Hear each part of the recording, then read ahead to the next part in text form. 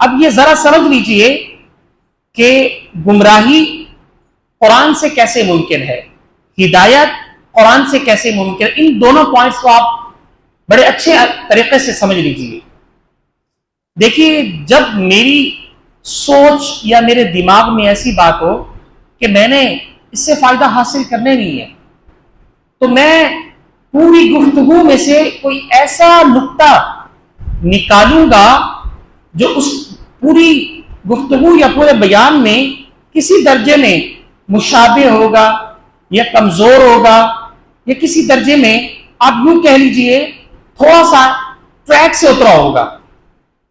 میرے لحاظ سے، اللہ کے لحاظ سے نہیں، میں اپنی لحاظ سے بات کر رہا ہوں. چونکہ انالیسس میں کر رہا ہوں نا، آپ سے مخاطب میں ہوں، تو میں اپنے مائنڈ سے سوچوں گا، اپنے دماغ سے سوچوں گا، آپ اپنے دماغ سے سوچیں گے.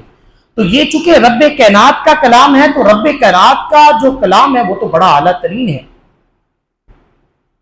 تو جو کفار مکہ ہیں وہ کس چیز سے سوچیں گے؟ وہ اپنے دماغ سے سوچیں گے کہ ہماری نظر میں تو یہ ہے کہ جب کسی سے بات چیت کی جائے تو جو بات میں الفاظوں کا چناؤ ہو وہ بڑا اچھا ہونا چاہیے، الفاظ اچھے ہوں، گفتگو میں تسلسل ہو، بات میں روانگی ہو اور آڈینس کو متوجہ کر رہا ہو.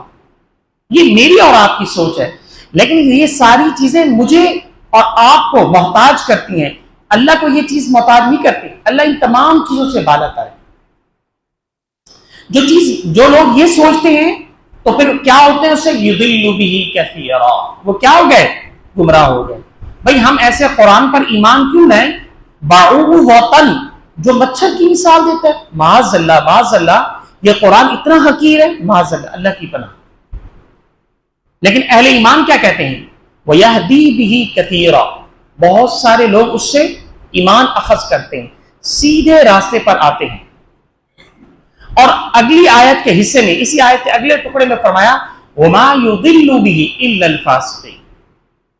تو اس سے جو ٹریک سے اترتے ہیں، گمراہ ہوتے ہیں، وہ صرف وہی لوگ ہوتے ہیں جو سرکش ہوتے ہیں، جو نافرمان ہوتے ہیں، جو فاسق ہوتے ہیں، جو اللہ کے باغی ہوتے ہیں، جو اللہ کو ماننے سے انکار کرتے ہیں، اس کی رسول کی تعلیم پر عمل کرنے سے انکار کرتے ہیں. کیوں؟ کیونکہ ان کے اندر بڑا پن ہوتا ہے، ایسی نہیں ہوتی. اب یہاں یہ بات مزید دو باتیں نوٹ کر لیں. زندگی کو کامیاب کرنے کے لیے دو باتوں کا ہونا ضروری ہے. نمبر ایک، آپ جو کام کر رہے ہیں اس میں اللہ کی رضا ہو، آپ کی گفتگو میں اللہ کی خوشنودی ٹپک رہی ہو، آپ کی تقریر اور آپ کے بیان اور آپ کی سپیچ میں اللہ نظر آ رہا ہو، یہ اللہ کی بات کر رہے. دوسرا پہلو سمجھ لیجئے کہ آپ کا دعوت یا بیان کرنے کا مقصد یہ ہو کہ اللہ سبحانہ و تعالیٰ مجھے آخرت میں نجات دے دے.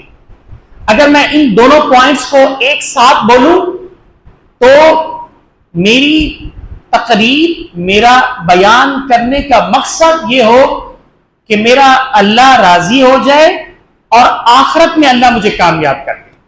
دو چیزیں ہیں، نہ شہرت مطلوب ہو، نہ عزت مطلوب ہو، نہ بڑا پن مطلوب ہو. یہ نیچے بیٹھے ہیں، میں اوپر بیٹھا ہوں، میں بیان کر رہا ہوں، یہ سن رہے ہیں، لہٰذا میں اعلیٰ ہوں. اگر یہ چیز تھوڑی سی بھی آ گئی تو گئے.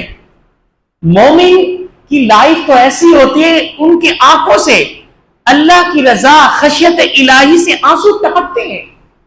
وہ تو ڈرتا رہتا ہے کہ کہیں میری زبان سے، میرے ہاتھ سے کسی کو تکلیف نہ پہنچ جائے، میرے کردار سے کسی کو تکلیف نہ پہنچے. یہ اللہ کے بندے ہیں، میں ایسی زبان سے بات نہ نکالوں کہیں میرا اللہ ناراض نہ ہو جائے.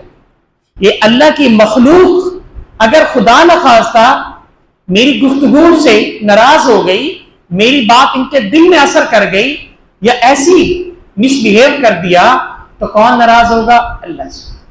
تو گویا کہ میرا بیان یا میری تعلیم یا میرا علم، اس کا مقصد کیا ہے؟ اللہ کی رضا اور اخروی نجات کیا ہے؟ آخرت میں کامیاب ہو جاؤں۔ جب اس پہلوؤں پر قرآن کا آپ مطالعہ کریں گے، قرآن کو سیکھیں گے، سمجھیں گے، تو یقین جان لیجئے قرآن یہاں دل پہ اثر کرے گا ڈائریکٹ۔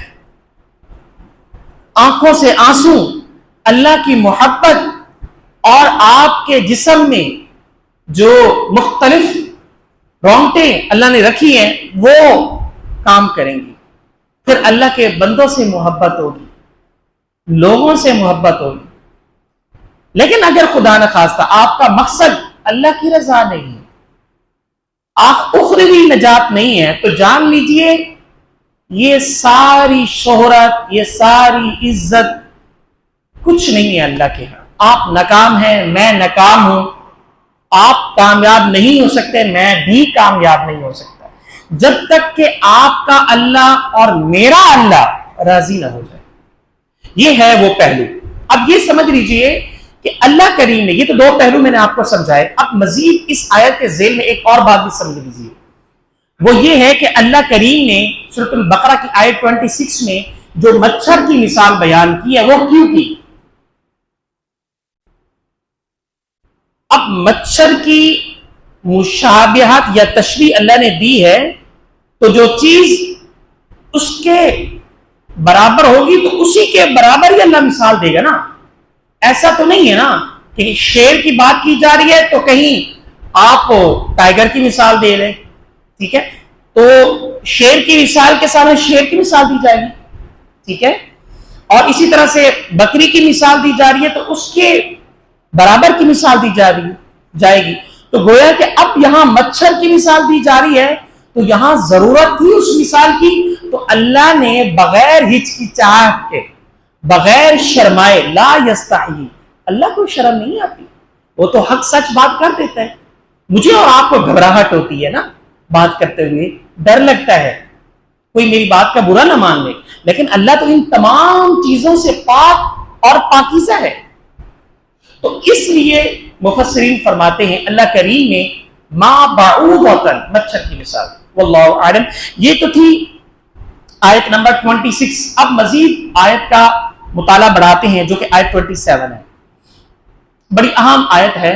اللہ تعالیٰ فرماتے ہیں الذین ینقضون عہد اللہ، وہ لوگ جو توڑتے ہیں اللہ کے وعدے کو، اللہ کے عہد کو، من بعد میثاقہ، اس کے بعد کہ وہ وعدہ کیا ہے؟ مضبوط کیا ہوا ہے۔ اب آپ کہیں گے وہ کیسے ہو سکتا ہے؟ وہ کون سا ہم نے اللہ سے وعدہ کیا ہوا ہے مضبوط طریقے سے؟ اب یہ نوٹ کر لیجئے کہ ہم نے اللہ سے کیا وعدہ کیا ہوا ہے۔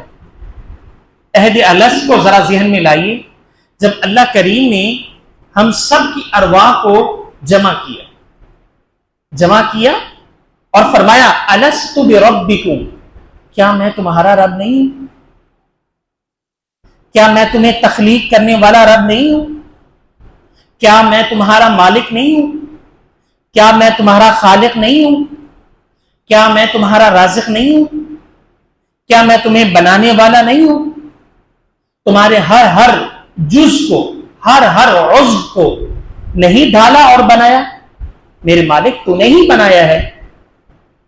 تو قالوا بلا، تو ہی ہمارا رب ہے، کیوں نہیں میرے مالک؟ یہ وعدہ کس نے کیا؟ ہم نے کس سے کیا؟ اللہ سے۔